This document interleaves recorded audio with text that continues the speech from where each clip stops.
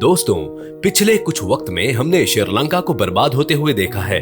फिर वो चाहे लोगों का प्रेसिडेंशियल रेजिडेंस में घुस जाना हो या प्रधानमंत्री के घर को आग लगा देना, वहाँ से आने वाली खबरें चिंताजनक हैं। इसके अलावा वहाँ के लोगों का भी अभी बुरा हाल है। लेकिन एक सवाल जो सबकी जुबान पर है वो ये है कि क्या श्रीलंका इस क्राइसिस से कभी बाहर आ पाएगी, या फिर हालात इतने बुरे हो चुके हैं कि अब उसे एक फेल्ड कंट्री डिक्लेयर कर देना चाहिए। एक सवाल ये भी है कि श्रीलंका की इस हालत से भारत और चीन के बीच चल रही जियोपॉलिटिकल लड़ाई में क्या फर्क पड़ेगा।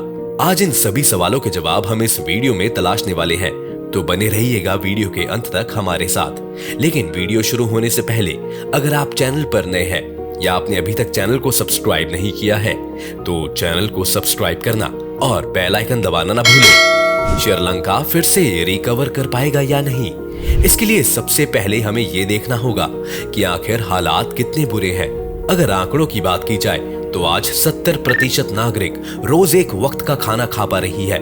लगभग 12% परिवार तो सीधे सीधे गरीबी रेखा के नीचे चले गए हैं। 50 लाख बच्चे इस वक्त स्कूल नहीं जा पा रहे हैं और करीब 4 लाख लोगों की नौकरियां चली गई हैं। हालत अब ये हो चुकी है कि श्रीलंका में लोग बीमार होने से घबरा रहे हैं, क्योंकि दवा खरीदने के लिए न उनके पास पैसे हैं और ना ही सरकार के पास।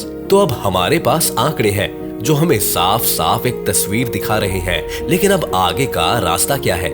वर्ल्ड बैंक ने श्रीलंका की सिचुएशन को देखते हुए उन्हें कई तरह के सजेशंस दिए थे, जिनमें से पहला था कि वो एक स्टेबल गवर्नमेंट को पावर में लाएं। यहाँ पर स्टेबल गवर्नमेंट में वर्ल्ड बैंक का मतलब है एक ऐसी सरकार जिस पर जनता को विश्वास हो, ताकि वो जल्द ही कड़े फैसले ले पाए। आप सभी जानते हैं कि श्रीलंका के राष्ट्रपति गोतबाया राजपक्षा तो देश छोड़कर चले गए हैं। ऐसे में देश की कमान रानिल विक्रमासिंघे के हाथ आई है। लेकिन विक्रमासिंघे पर श्रीलंका को कितना विश्वास है, ये आने वाले वक्त में ही पता चलेगा, क्योंकि विक्रमासिंघे इससे पहले श्रीलंका के प्रधानमंत्री रह चुके हैं। लेकिन तब भी उन्हें अपना टर्म पूरा करने से पहले ही ये पद छोड़ना पड़ा था। खैर, अभी के लिए अगर मान भी लिया जाए कि पॉलिटिकल लेवल पर वहाँ सब ठीक रहने वाला है, तो श्रीलंका की अर्थव्यवस्था को लेकर भी वर्ल्ड बैंक ने टिप्पणी की है। वर्ल्ड बैंक ने श्रीलंका को ये सलाह दी है कि वो अपनी एग्रीकल्चरल कैपेसिटी को बूस्ट करें। जिन्हें आसान शब्दों में समझाया जाए तो वर्ल्ड बैंक कहना चाह रहा है कि श्रीलंका ने जो ऑर्गेनिक फार्मिंग का रास्ता अपनाया था उसे छोड़ दे। इसके अलावा वर्ल्ड बैंक ने श्रीलंका को अपनी दूसरी बड़ी कैश काउ यानी टूरिज्म इंडस्ट्री को भी रिवाइव करने की सलाह दी है। इन दोनों ही कामों से देश में पैसा आएगा, जिस पैसे से श्रीलंका अपनी जरूरत का सामान फिर से इंपोर्ट कर सकता है। लेकिन इन दोनों स्टेप्स को इम्प्लीमेंट करने और फिर इनके रिजल्ट आने में काफी वक्त लग सकता है। इस वक्त श्रीलंका को एक ऐसे सोल्यूशन की जरूरत है जिसमें ज्यादा वक्त ना लगे, और इसी के लिए श्रीलंका IMF के पास भी गया था। श्रीलंका और पाकिस्तान ये दोनों ही देश IMF के पास एक साथ गए थे और उन्होंने बेल आउट पैकेजेस की मांग की थी। बेल आउट पैकेजेस वो लोन होते हैं जो क्राइसिस के समय किसी देश को 0% या फिर बहुत ही कम ब्याज दर पर दिए जाते हैं। श्रीलंका के लिए बुरी खबर ये थी कि IMF ने पाकिस्तान का बेल आउट पैकेज तो अप्रूव कर दिया, लेकिन श्रीलंका की अपील खारिज कर दी गई। अब अपनी अगली अपील लेकर श्रीलंका फिर से IMF के पास जाने वाला है। लेकिन क्या सिर्फ ये पैसा श्रीलंका के लिए काफी होगा? इस बार श्रीलंका IMF के पास लोन मांगने जा रहा है। उसके मुताबिक IMF अगले 5 साल तक हर 6 महीने में उन्हें $40 करोड़ का लोन देगा, यानी 5 साल में करीब $400 करोड़ का लोन। लेकिन क्या आप जानते हैं कि श्रीलंका लगभग हर चीज ही दूसरे देशों से इंपोर्ट करता है, जिस वजह से उनकी हर महीने की रिक्वायरमेंट करीब $80 करोड़ है। यानी जितना लोन IMF उन्हें 5 साल में देने वाला है उतना तो वो 5 महीने में ही खर्च कर देता है। तो क्या इस IMF लोन का कुछ फायदा होगा? एक्सपर्ट्स ये मानते हैं कि IMF अगर ये बेल आउट पैकेज अप्रूव कर देता है तो इससे श्रीलंका की जरूरतें तो पूरी नहीं होंगी, लेकिन इससे दुनिया भर में श्रीलंका को लेकर कॉन्फिडेंस बढ़ेगा, जिस वजह से श्रीलंका की मदद करने के लिए बाकी देश भी आगे आने से नहीं घबराएंगे। ये श्रीलंका के लिए अच्छी खबर तो है, लेकिन ये कोई गारंटी नहीं है कि श्रीलंका को दूसरे देशों से मदद मिल ही जाएगी। ये सिर्फ एक संभावना है। एक दूसरी परेशानी जो श्रीलंका की ये क्राइसिस हमारे सामने लेकर आती है वो ये है कि अगर IMF का बेल आउट नहीं आता है या फिर बेल आउट आने के बाद कोई दूसरा देश श्रीलंका की मदद नहीं करता है, तो श्रीलंका कहां जा सकता है और इसका जवाब भारत के लिए काफी खतरनाक है, क्योंकि हो सकता है कि मदद मांगने श्रीलंका चीन के पास चला जाए। भारत में बहुत से लोगों को लगता है कि श्रीलंका पर यह संकट चीन की वजह से आया है, तो ऐसे में श्रीलंका चीन से मदद क्यों मांगेगा? पर यह बात गलत है।